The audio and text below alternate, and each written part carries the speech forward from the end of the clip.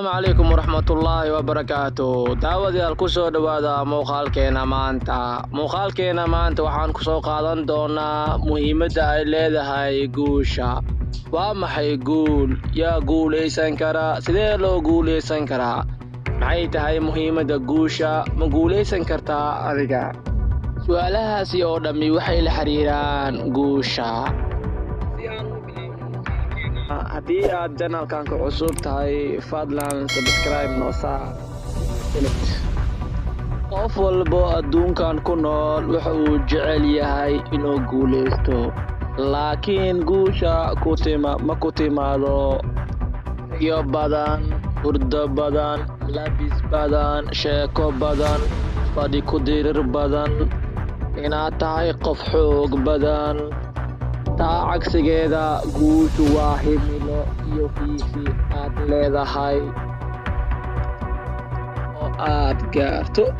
sidoo kale guushu waa helidda dhammaan waxa aad doonaysay noloshaada ku hareeraysan. yaa guuleysta? shaki kuma jiro inuu guuleysto qofka iska indhatiray dhammaan caqabadaha hortaagan, haba ugu badnaatee midda ah amaad fashilantaa amaad khasaartaa, dadka amay ku caayaan.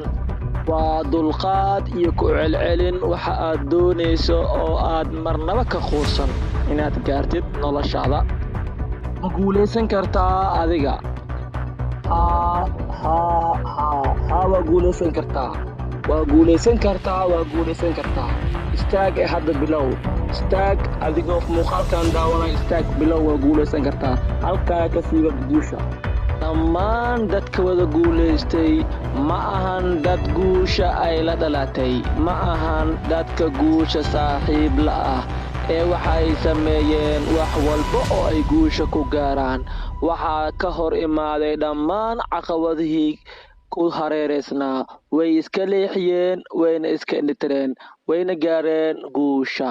maalin walba waxaa maqalnaa hebel wuu guuleystay, hebel imtixaankii wuu guuleystay, hebel baarlamaankii ku guuleystay. intaasi oo dhan kuma helin iskudagii ugu horeeyey ee ay sameeyeen, balse dhowr iskuday oo ay sameeyeen oo haddana ay ku celceliyeen, qaarkooda ay ku guuldareysteen ay markii dambe ay heleen guusha. haba uu yaraatee guulaha laga gaaro imtixaanka ayaa ah maalin walbo arday imtixaan galayso oo haddana guuleysanayso. qaarkii way ku fashilmaan imtixaankaas oo way iska dhaafaan wax walbo waxbarasho ku saabsan, sababtoo ah waxay ku fashilmeen imtixaankii. laakiin kuwa ku guuleystay iyagana ma ahan kuwa ku helay sheeko, ciyaar iyo waxyaalo la mid ah, ee waxa ay ku heleen dadaal fara badan, dhafar fara badan oo ay sameeyeen si ay ugu guuleystaan asaagooda. ugu dambeyntiina waxay noqdeen kuwii ku guuleystay imtixaankaas. ma jiro wax aan lagu guuleysan karin, keliya waxay ku xiran tahay dadaalkaaga. ciyaaryahanka markuu kubadda ciyaarayo waxa uu jecel yahay inuu guuleysto. guushan waxay ku timaadaa in goolkaas uu dhaliyo. goolkaasna ma ahan gool si fudud loo dhalin karo, ma sahlana in si fudud loo dhaliyo, sababtoo ah waxaa hortaagan dad u tababaran in ay ka celiyaan goolkaas sida u dhalin lahayd. u celcelin fara badan iyo weerar fara badan haddii ay guusha ku rabto, difaacyadaasi waxba kaama qaadayaan oo waad haleelaysaa shabaqaas ama goolkaas inaad ku laado.